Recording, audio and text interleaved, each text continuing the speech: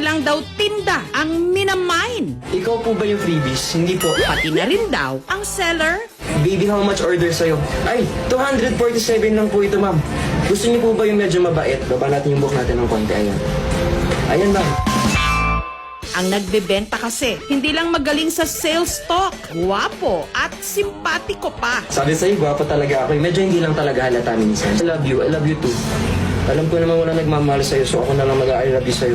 Ang pinagpupuyatan ngayon ng netizens, live naming nakilala dito sa Sampaloc sa Maynila, ang 28 anyos na si Vrix. Karamihan ng mga online seller naman talaga dyan may itsura. Nagkataon lang din talaga siguro na natuwa sila dun sa kung paano ako sumagot. Kuya Killer Smile. Madali naman.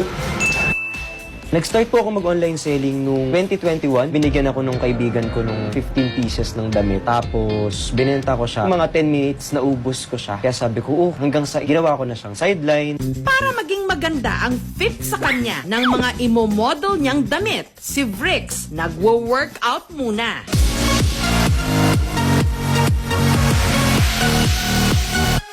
Dati po sinubukan ko maghubad-hubad sa live. Tinigil ko kasi ayoko nung response na pupuntahan ako kasi naghuhubad ako. Mas gusto ko yung pupunta kayo sa akin kasi natutuwa kayo sa mga binibenta ko. Pasado alas 10, naghahanda na siyang mag-live sell. Ire-ready ko na po lahat ng mga pwede nalang hanapin sa akin. Si Vrix, kumpleto pa sa props na kanyang pang-punchline. Lahat po ng kailangan ko, nilalagay ko na nandito. So for example, ito pong martilyo, yung thermos, lahat ng yan kasi hinahanap po yan eh. Pati bote po ng ketchup, itong lapid Pwede ko na po yan dyan. Asan po yung lapid Samuel? Mamimiss ka namin. Iti-treasure ko yung mga araw na magkasama tayong dalawa. Ayan.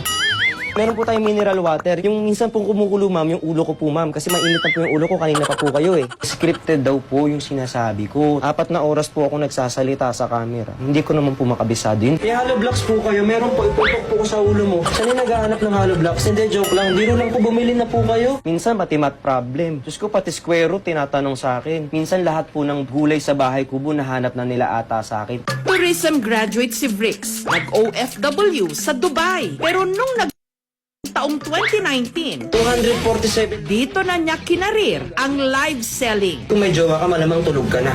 Pero since nandito ka, ibig sabihin nagpupuyat ka, walang nag-good night sa'yo. Ang live sell ni Vrix, pamorningan. Nagla-live selling po ba kayo? Hindi po ako nagla-live selling.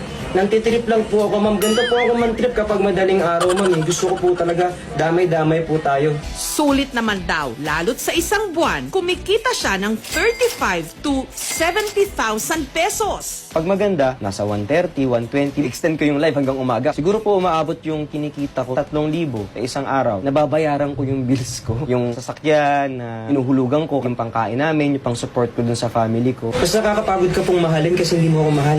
Ang tanong ng mga marites, ano ba ang relationship status ni Vrix? Medyo komplikado talaga po eh. Yung mga love advice naman, naririnig ko lang din. Minsan may personal experience. Wala po akong window blinds. Ikaw nga nabubulagan ka na sa pagmamahal sa kanya kahit di ka naman talaga niya gusto. Ako po ba yung freebies? Hindi po. Sa lahat ng madiskarte at matyaga, Mas nakakapagod ka pong mahalin kasi hindi mo ako mahal. ang pag-asenso, mas malaki ang tsansang mamain. Sabi sa'yo, gwapo talaga ako. Medyo hindi lang talaga halata minsan.